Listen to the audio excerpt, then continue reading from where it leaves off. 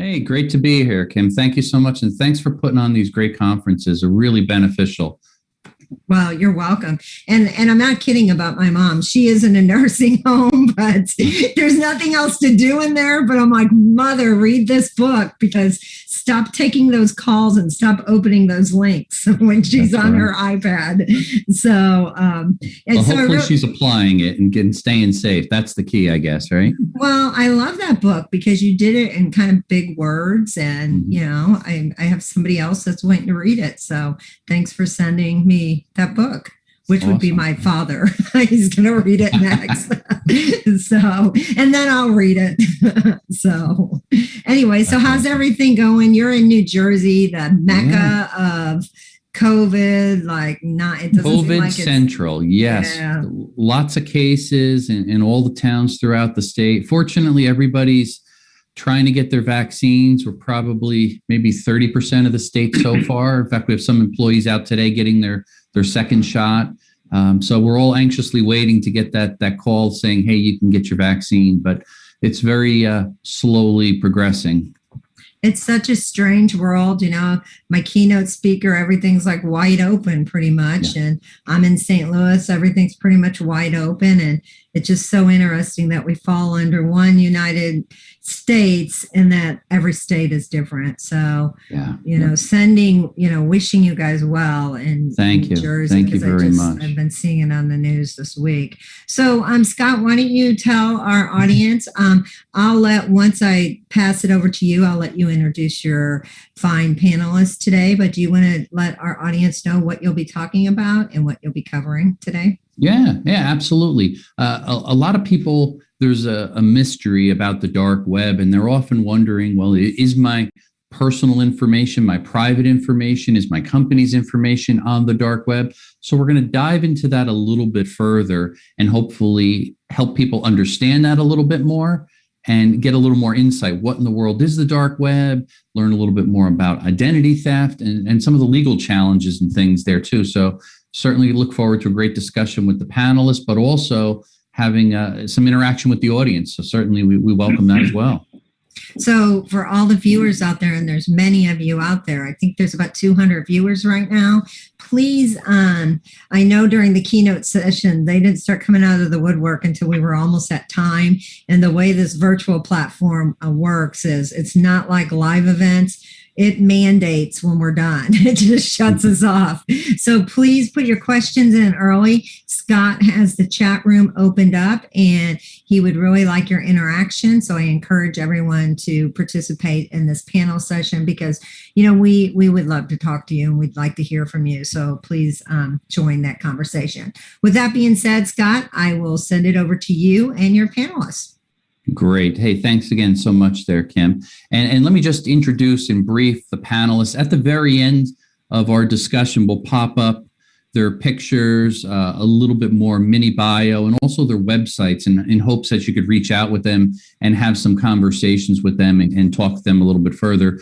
But without further ado, again, thank you for allowing me the privilege to moderate this wonderful panel.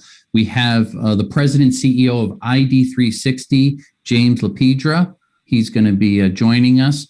And then also President and CEO of the Garlick Group, Andy Garlick. And last but not least, the President and CEO of Cyberlitica, Bob Schiff. And again, we'll expand a little bit more on some of their expertise and their company's expertise at the end there.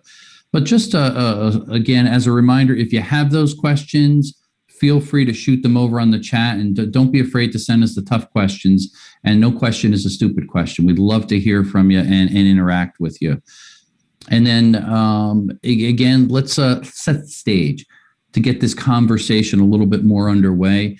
Talking about data breaches, there are more data breaches in 2020, the year 2020, than the 15 previous years combined. That's a scary statistic. And that kind of puts things in perspective to see, despite all of our wonderful efforts as cybersecurity practitioners, working in the trenches, fighting cyber crime, we still will run into situations where there's data breach after data breach after data breach. And we probably wonder in the process of this, what in the world is going on? One other interesting stat the total number of records compromised in last year, in 2020, exceeded 37 billion. That's a lot. 141% increase over the year 2019. Now, you think about all that stolen data, all that personal information, and you wonder, well, where does it end up? What are cyber criminals doing with this?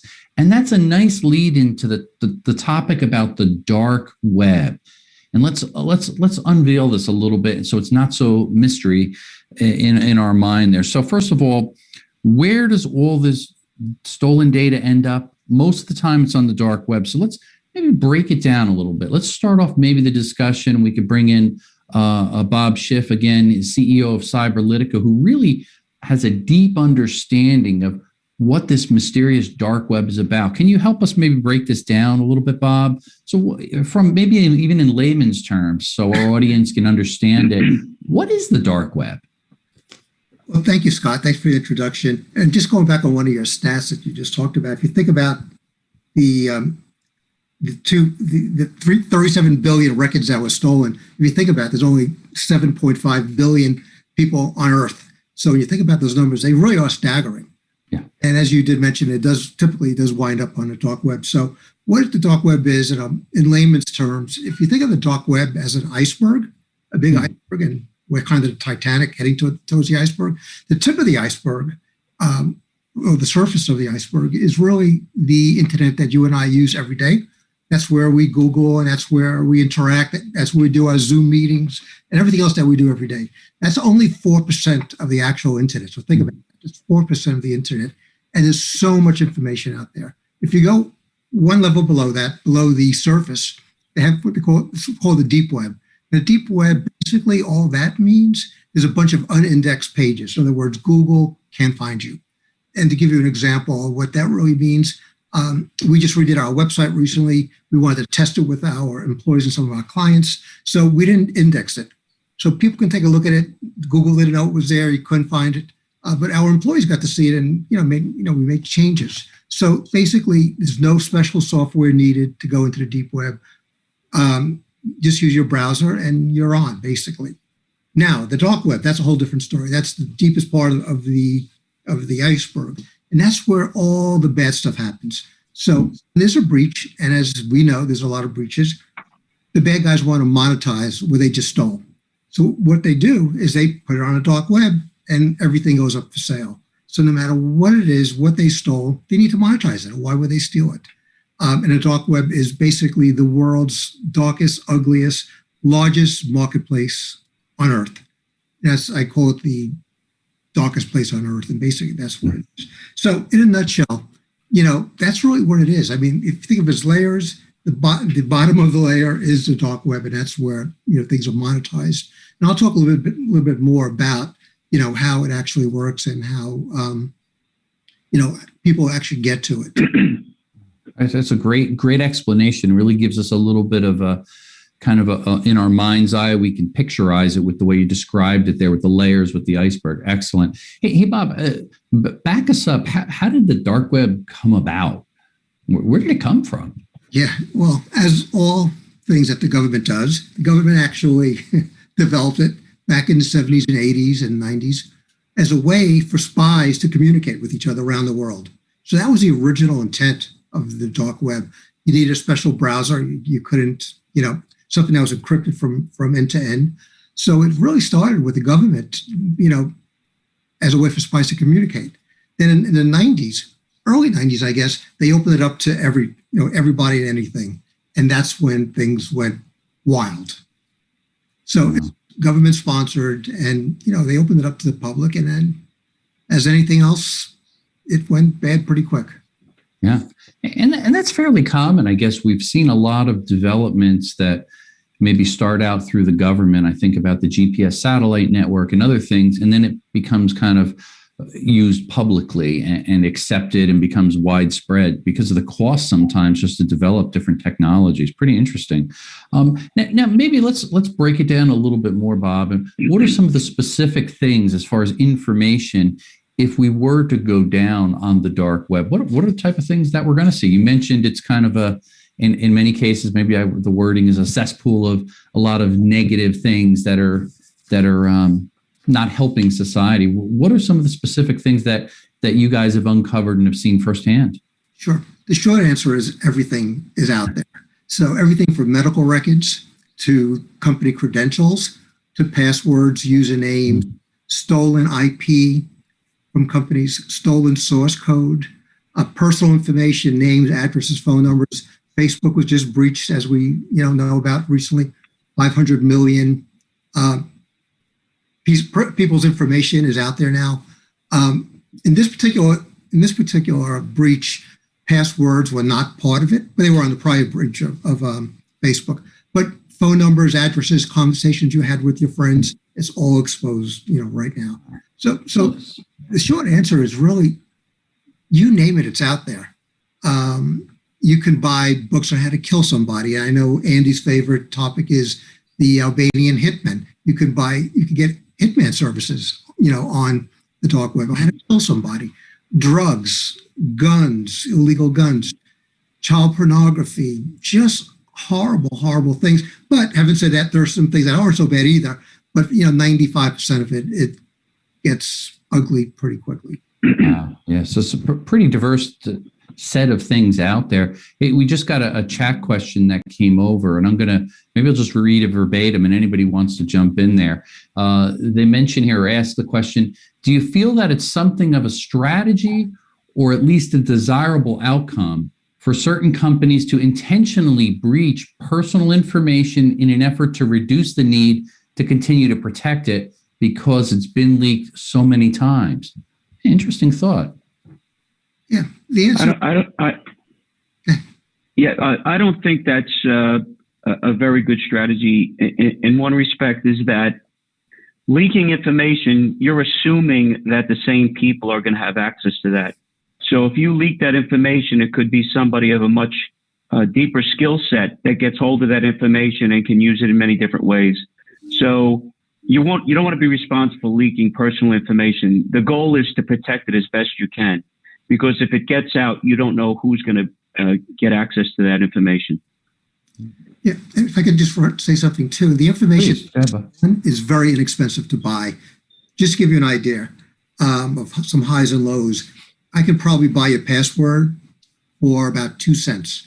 That's what your password's probably going for. Your medical records, I just mentioned, was a breach recently where 200 million medical records were stolen. That's going for about between $150 to about $300 per record. So that's the highest seen out there. Source code, depending on what the company is, could be a couple thousand or many $1,000s. And to take it one step lower, there's an actual index out there, and it comes out every week. So there's an index, and we get it every week. It's pages and pages and pages long, and the prices fluctuate up and down depending on what was stolen. So if there are a lot of credentials that was stolen, the price didn't go down. If a lot of Social Security numbers were stolen, the price goes down.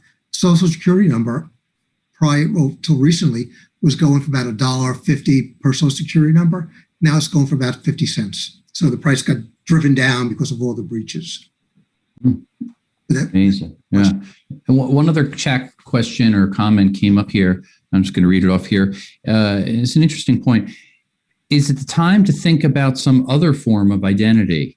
Maybe bio identity and digital identity.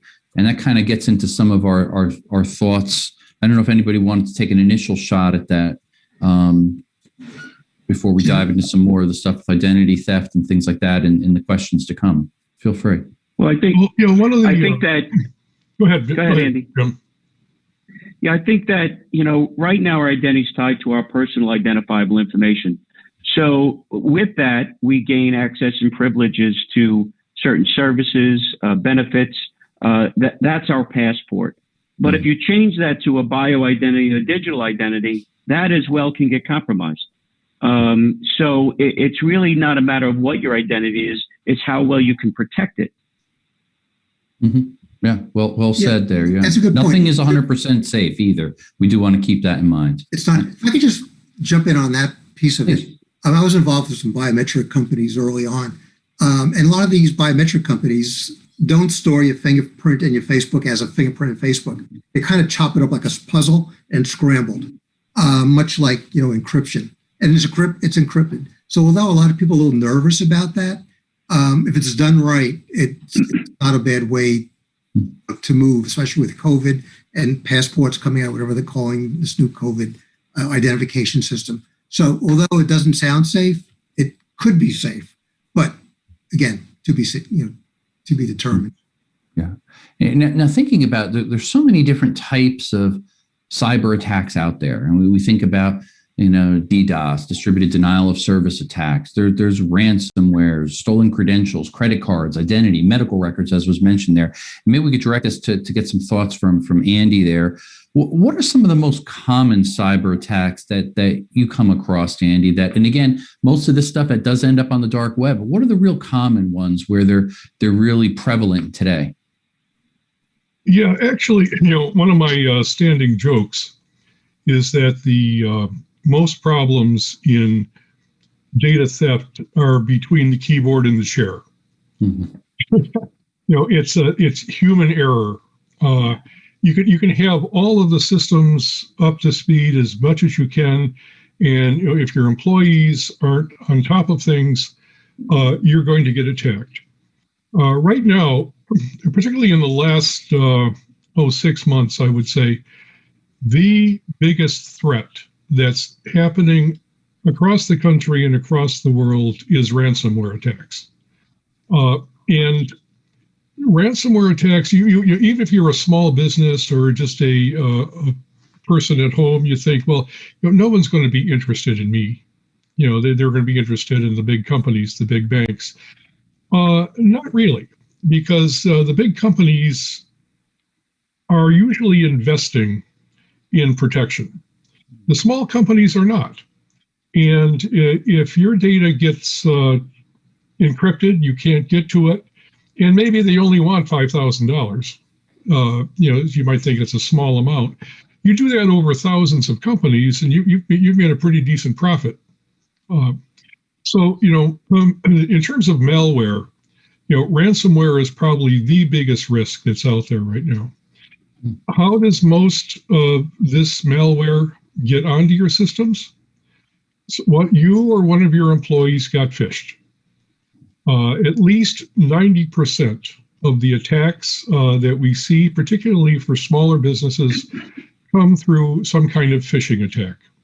When you or one of your employees receives an email, the email looks absolutely perfect. Maybe coming from one of your vendors, maybe coming from your bank, maybe coming from your attorney. And it says, we have an important issue, please click here to see it. And so you don't even think about it. You click it and boom, within seconds, your hard drive is locked up tighter than a drum and you're out of business.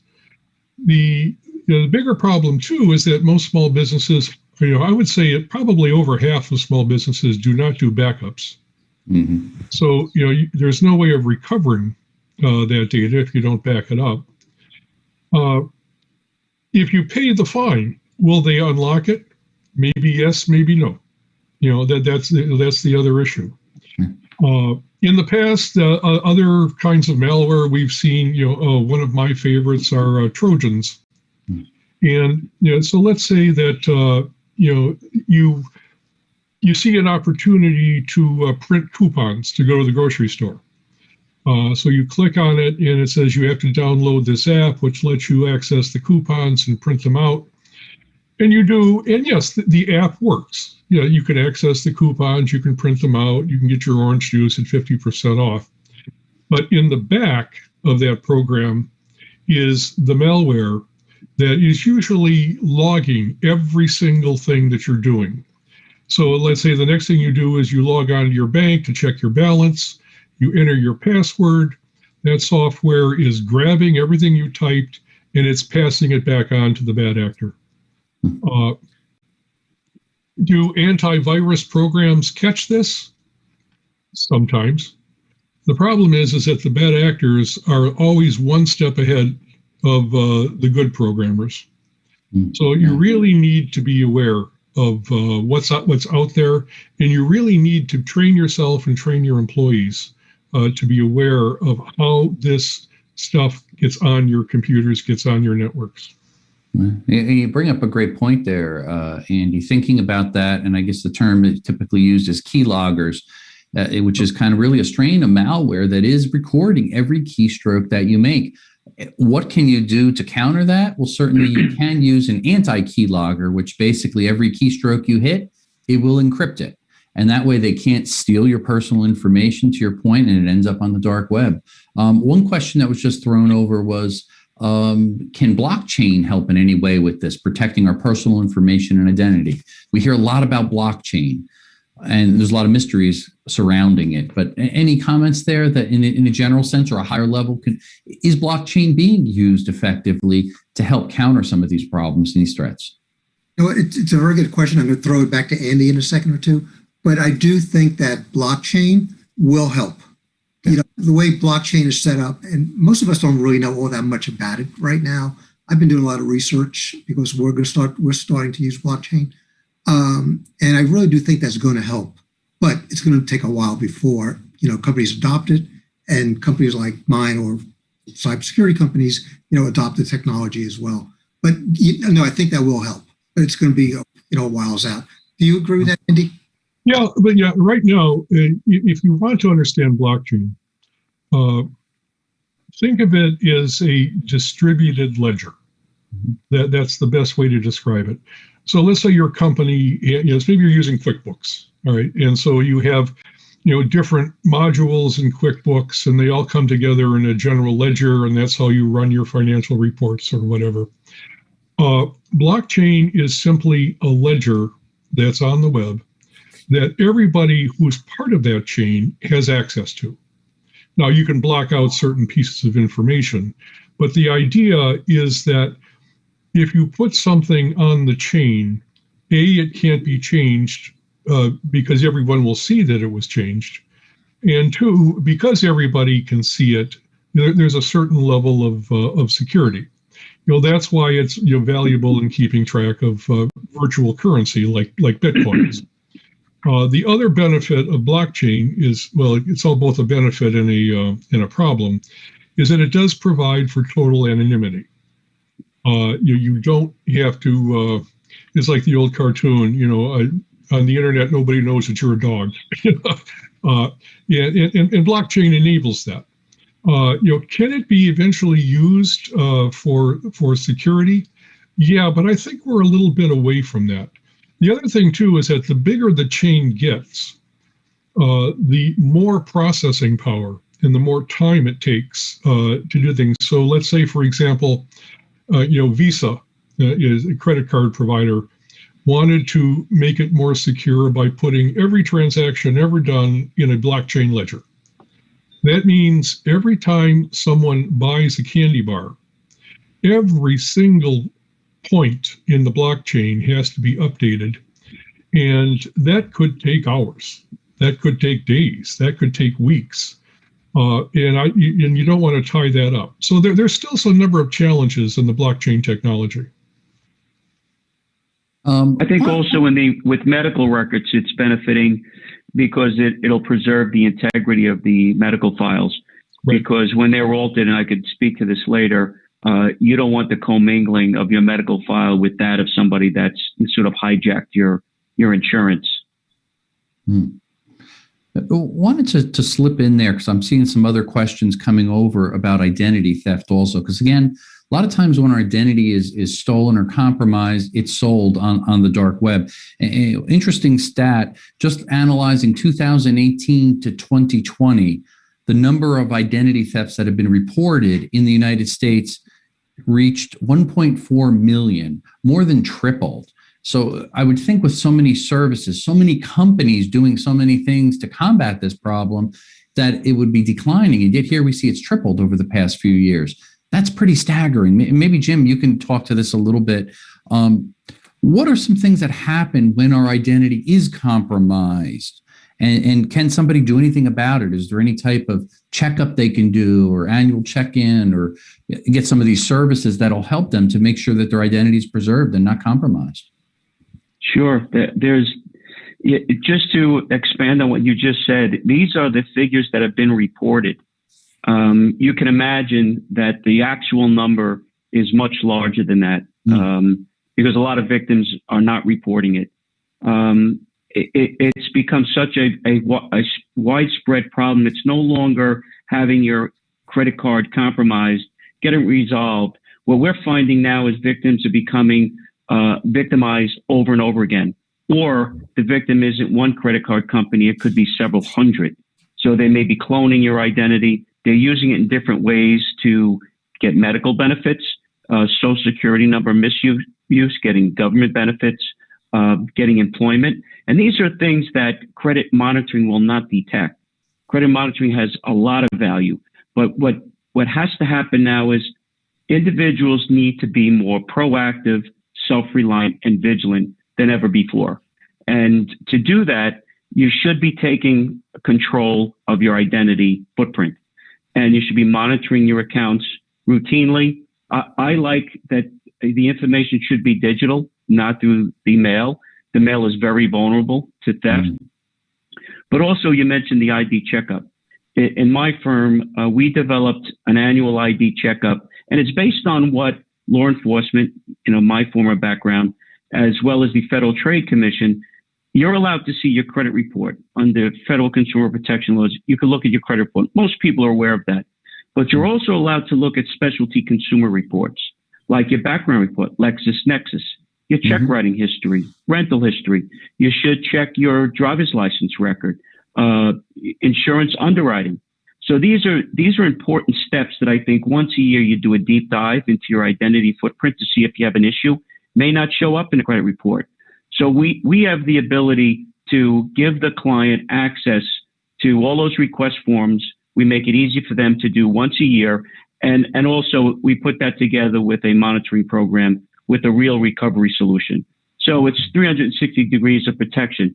But having said that, people need to take responsibility of their own identity and be doing more to help prevent it. And many of the increases in identity theft is based on simple things the victim has done, knowing that they shouldn't open an email, as Andy mentioned before, the phishing scams, the spear phishing. It's just doing things a lot smarter and being more vigilant. Yeah. And I'm so glad you mentioned that. You make a great point there, Jim, about we have to be a little more proactive. And what I've even done is I take a day where I kind of dedicate it. It sounds sad, but I dedicate it to actually securing my cyber footprint in a sense. And I said, one day I spent an hour freezing all my credit, go through all my passwords, make sure they're secure on a password manager, lock safe away, so on and so forth. Kind of going through all of that stuff, just like if something's going to happen, if somebody's going to pass away or some other big event in your life, where you have to really plan for it carefully. You need to kind of take some time to plan for cybersecurity to make sure that you're as strong as you possibly can. I'm going to throw out a couple other questions if it's okay with you guys. They don't always follow the flow of the conversation exactly, but they're really good questions, and I'm so happy the audience is throwing them out. This first one here is, how about using a virtual social security number? Credit card companies have a virtual credit card number generator that's associated with your real number. You provide a virtual credit card number. The real credit card number is never submitted to the merchant. Interesting, right? I'll say one brief comment, and then I'd love to hear anything you guys might have. In a sense, isn't that kind of what Apple Pay is, or digital wallet? Using near-field communication, you're not really ever transmitting your actual credit card number, but rather a one-time token that identifies you and connects it to the bank and the merchant. And therefore, there's nowhere in transit your actual personal identification information, your credit card number, your CVV, so on and so forth, which is kind of cool. And it works really well, but everybody doesn't accept it, not widespread acceptance. And it is encrypted too. So consider Apple Pay or Google Wallet or some of these other digital wallets if you really want to have something secure. But it is a good point there, the virtual credit card. And I know that some credit cards are now working in slowly integrated biometric fingerprints on your actual credit card as you go to purchase. And again, it's a near field communication type of technology, which is very secure. Again, nothing's 100% secure, but it's very secure. Yeah, I've actually seen early versions of what you just described with the credit card, where it was a really cool device. It was a credit card, and there was a fingerprint reader built into the credit card. And you literally put your finger on the credit card, and it knew who it was. You know, it knew it was really Scott Schober, not Bob Schiff, and let you do the transaction. It was like a little LED light that lit up green. That's cool. It was very cool. It never it was a little too early, but something like that today would really be very valuable.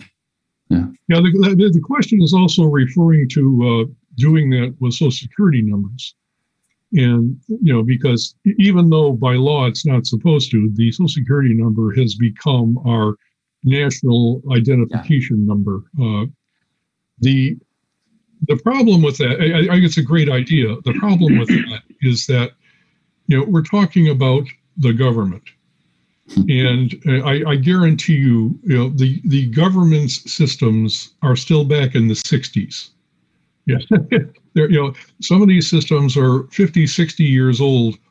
Every now and then, I get a request from somebody because their COBOL system has totally broken down and they can't find anybody that knows how to read the code to fix it. And I laugh. I mean, that was my first language, so I do remember that. And that's the problem we have across the board with the government. With COVID, just in general with the government, like here in New Jersey, I'm in New Jersey with Scott. The state's computers are so old and so decrepit that getting benefit payments out to people has been damn near impossible. And they're still having problems getting people their unemployment checks. There's no way to update the system, and it's a serious problem. I mean, as much as we talk about protecting our own security, there are some serious issues with the government, and of course, the government has all our information, so we should be scared about that as well.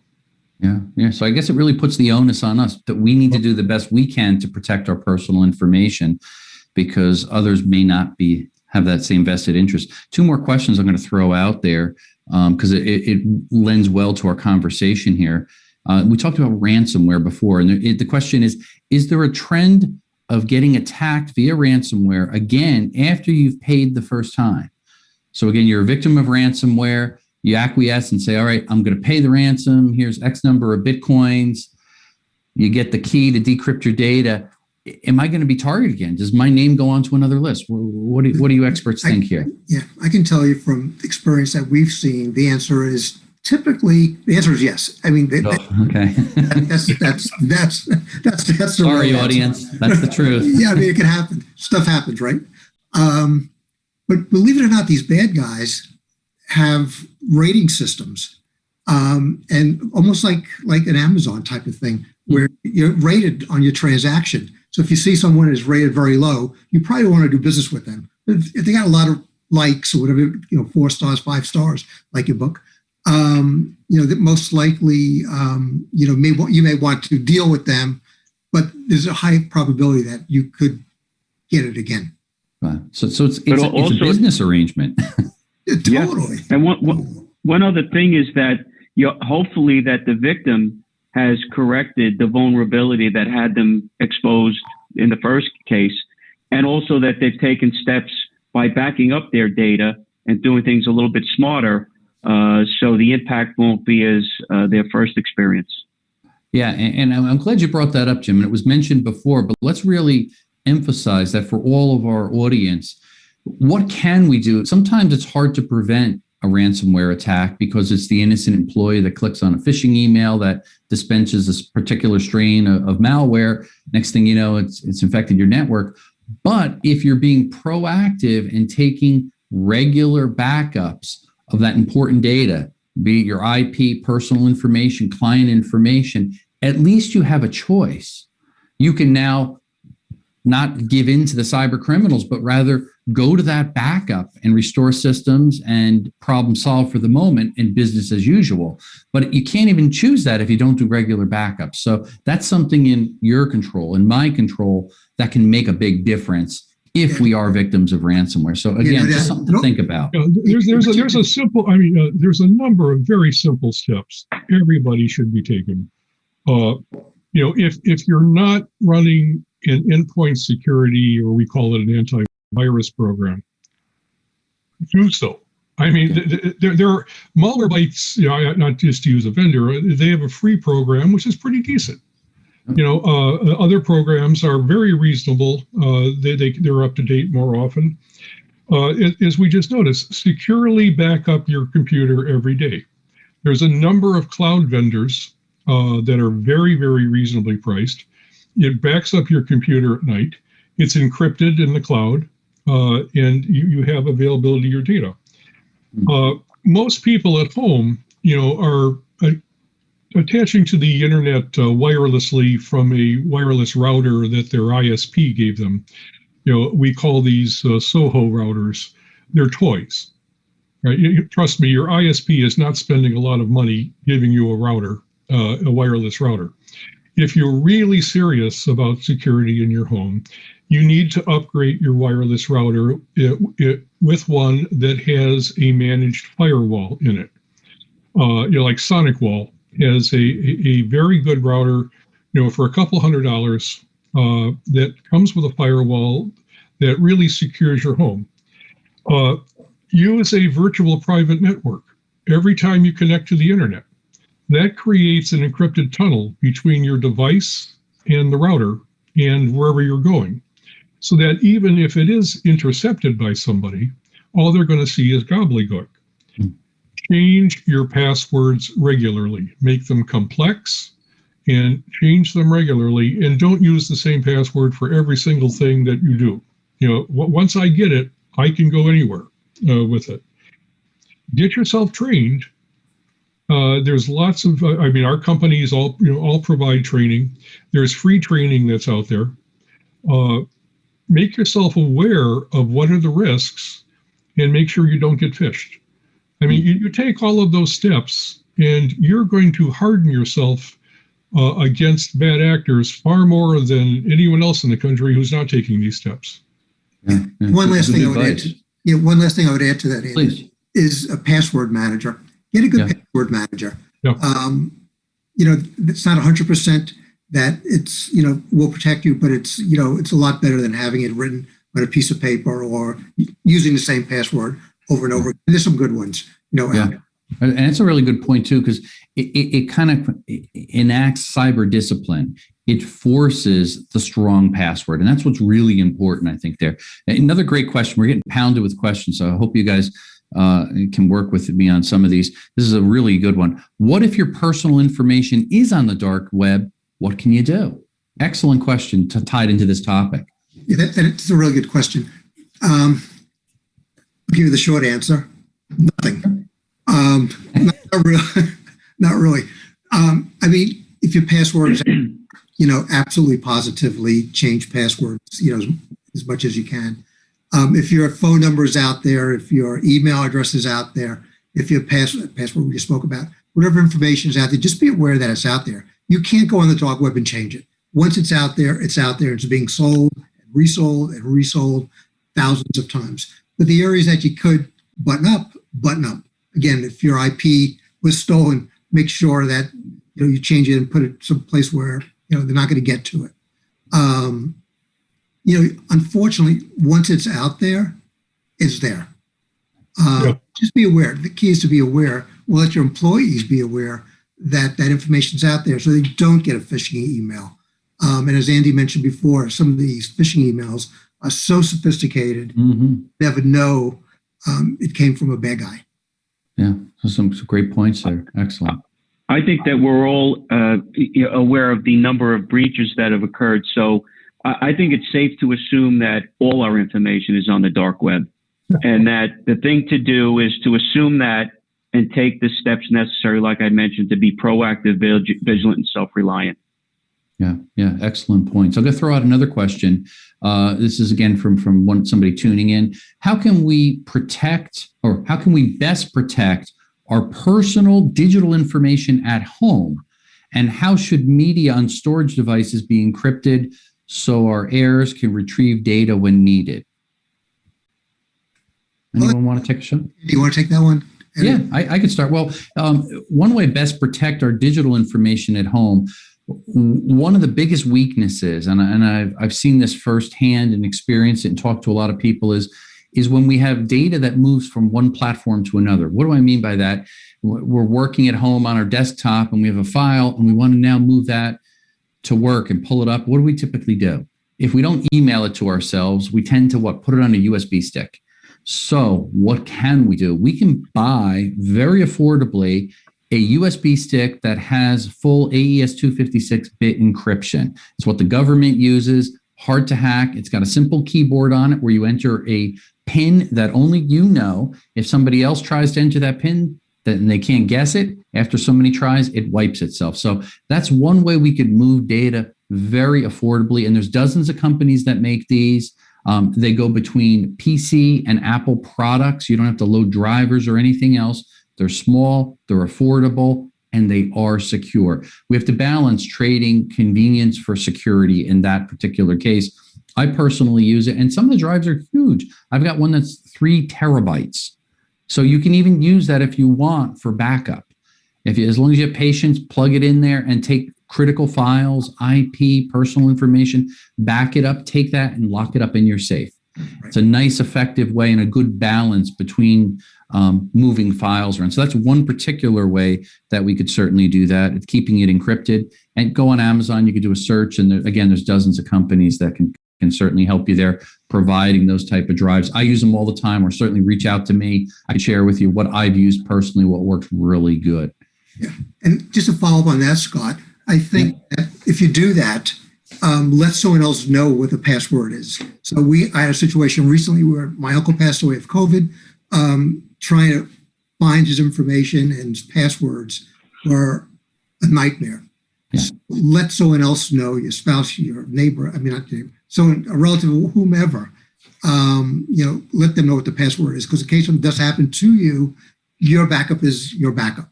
Yeah. So, and it's a good point. And I think despite what a lot of people think, if we have sensitive passwords like that and we do write them down, and with the caveat, we lock them up somewhere secure. We're not accessing these that often, but in the event somebody passes away and our heir has to come in and kind of handle the estate, and they have access to that, it's in a safety deposit box or in a safe, you're much better off. That may not be a situation where you're putting it on a password manager. And whatever you do, don't put it on a sticky note. Don't email it to somebody. Those are the type of things that are convenient, but you can pretty much guarantee it's going to be compromised and used against you there. So, well, I wanted to jump into a couple other thoughts here. The questions keep coming in, but just to get, again, some additional thoughts from you guys. Maybe, Bob, you can give us at a high level, if somebody wants to get on the dark web to just kind of get a feel and pulse for it, can they do it? Can anybody do it? Do you have to pay money? What's involved? Yeah. Anyone can do it. Okay. Basically, you just need 2 things. You need a VPN, and I recommend a good VPN, not a VPN, and a browser such as Tor, T-O-R, and there's other browsers like that. But that's all you need. You need 2 pieces of information. You need a VPN and a browser like Tor, and you're in. Now, that's the good news. The bad news is, unless you know where to go, you're not going to find it. You can't search. It's not a Google search where I can search for passwords or whatever. You have to know the site. And these sites are, the URLs on these things, there's strings of 15, 20 digits, alphanumeric, digits. So it's pretty impossible. But that's really it. And having said that, how easy it is, don't do it. Yeah, exactly. Don't do it. There's a ton of malware out there. You don't know where you're clicking. And I can tell you there's probably a 7 out of 10 chance that you could have malware or somewhere or something bad happening to the computer. Don't go fishing in strange neighborhoods. Yeah, exactly. It's a good point. Yeah, or you may get hooked, right? Yeah. And I'll share with you another suggestion is, if you say, okay, I'm willing to take the risks and I do want to go to the dark web, and if you are going to do that, take a computer that you don't normally use for personal or business or your family photos or other. In other words, something that's not important, because the chance you do get become victimized with malware is pretty high, as Bob said. And I also suggest don't use a free VPN. It's worth spending a little bit of money, a couple bucks a month, to get a good quality VPN. There's some VPN for life. You can pay a one-time fee. Some it's a yearly fee, whatever. Usually when there's a cost associated to it, it's more secure statistically. The ones that are freebies, they're actually taking the information where you're going and selling that to somebody. So again, there's privacy issues there. So don't use a freebie. It'll probably be a mistake there. Good. Now, we covered that really well. I wanted to get a little bit of thoughts, maybe even from Andy, talking about risks. Andy, if you could share with us some of these thoughts, residual risk, and what are some ways to deal with different risks? Because it's really an equation with a lot of these, the breaches, the malware, what we're doing with our data, risks become part of the equation. How do we kind of get our mind wrapped around that? Well, so let's talk about residual risk. Residual risk is what's left after you've uncovered a threat and done something to fix it. So so let's say that you've trained your employees, so you reduce that level of threat. You've put antivirus on your machines. You've put a firewall in your router. You've identified various threats and you've fixed them. As we've said many times on this panel, it's never 100%. So the risk that's left after you've fixed everything is what we refer to as residual risk. And there's three ways. There's only three ways to deal with residual risk. You can continue to reduce it. And obviously, at the margin, that's going to cost you money. And maybe it's money well spent.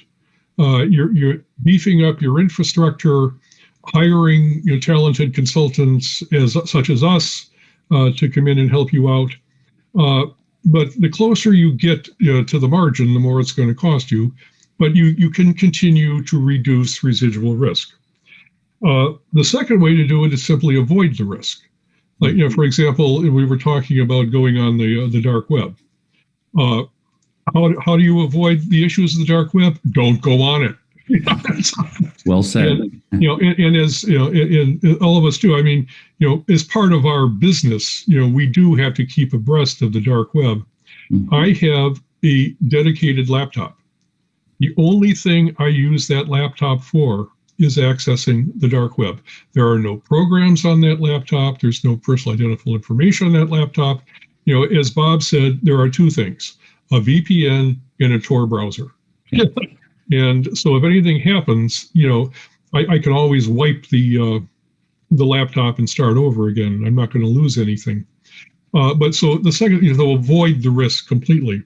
And the third thing that you can really do is accept the risk. Yeah. You understand it, accept it. Now, many companies are now buying cyber insurance. That's one way of transferring the risk. You accept the risk and you transfer part of it. Mm-hmm. I will caution you though, just buying cyber insurance is not the panacea.